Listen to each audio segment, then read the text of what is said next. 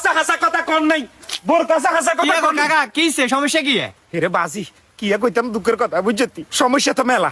একদিন গে রাইছা ও তো রোমান্টিক মাইন্ডে তো শাসির লগে হুচ্ছি আরি। আচ্ছা আচ্ছা। টস করি মুফস কি বাড়ি গেছে, আর অ্যাকাউন্টের ভিতরে 4 লাখ গাটে আসিল।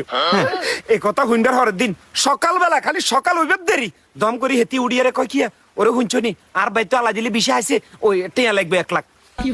কি করুম হালা তো অনকা নদিলে বলে হেতির মান সম্মান চলে যাব, আমরা 1 লাখ টেয়া লই গেছে।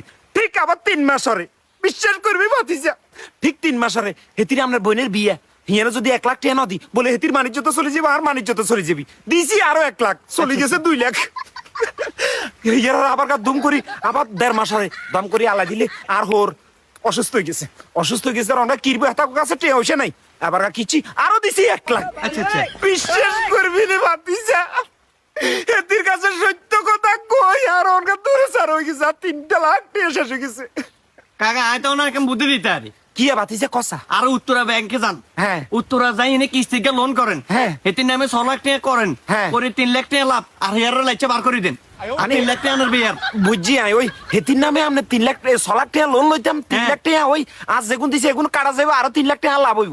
হিয়ারা লাইচা মারি বার করে দেন, বুদ্ধি এটাই। ভাতিজা তুই মন মতন একখান বুদ্ধি দিছ তালার উতালা, এই যে তুই আর এক